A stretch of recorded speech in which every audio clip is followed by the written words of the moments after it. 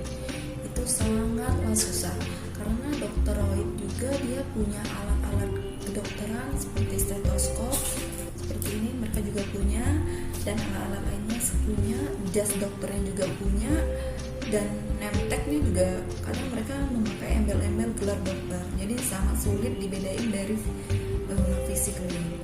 Jadi yang kalian harus ketahui adalah nama lengkap dokternya dan ingat mukanya, kalau bisa difoto. Nah, ketika sudah ingat nama dokternya dicatat, nanti bisa dicek di kedua link ini. Link pertama di link Konsil Kedokteran Indonesia, link kedua di ID, Ikatan Dokter Indonesia. Nanti bisa dicek di salah satu link ini atau harus keduanya juga bisa. Jika nama dokter secara lengkapnya nggak ada di salah satu link ini, dipastikan 90% itu dokter palsu. Nah, 10%-nya bisa aja belum muncul nama dokternya kalau dia masih dalam proses penguploadan data. Misalkan di link ID ini, di link ini bisa aja dokternya belum ada namanya, tapi di link yang KKI sudah ada. Biasanya kalau KKI ini jika dokternya sudah lulus ujian kompetensi, namanya sudah ada. Tapi kalau di link ini kadang-kadang juga belum ada kalau dia belum mendaftarkan diri sebagai anggota ID. Serem banget kalau ternyata kita diperiksa sama dokter palsu. Kenapa?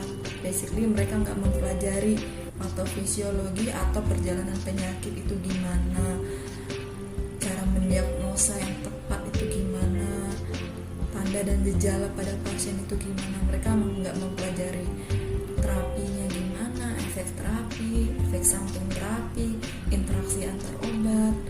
Nggak semua pasien bisa dikasih obat A atau B karena ada kontraindikasi pada pasien dengan penyakit ini.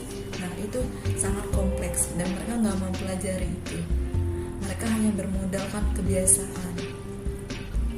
Kemudian jika kalian mengalami atau mengetahui sepertinya kayaknya nih dokter palsu deh, mending dicatat, nanti dilapor ke Ikatan Dokter Indonesia terdekat, nanti biar diproses.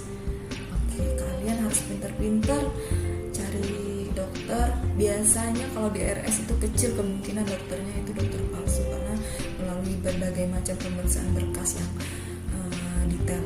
Nah, biasanya itu di klinik-klinik yang nakal itu banyak banget dokter Royd. Mereka nggak mau pusing cari dokter-dokter yang legal, akhirnya cari dokter-dokter yang palsu aja. Atau secara fisik ini sulit dibedakan.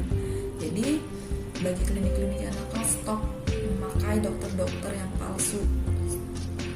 Jangan korbankan kesehatan pasien. Oke, bayangin kalau kalian di diri pasien itu mau apa, emang diperiksa sama dokter palsu, enggak kan, bahaya. Jadi mulai dari sekarang kembali ke kita sendiri, kita harus pintar-pintar cari dokter, pintar-pintar cari klinik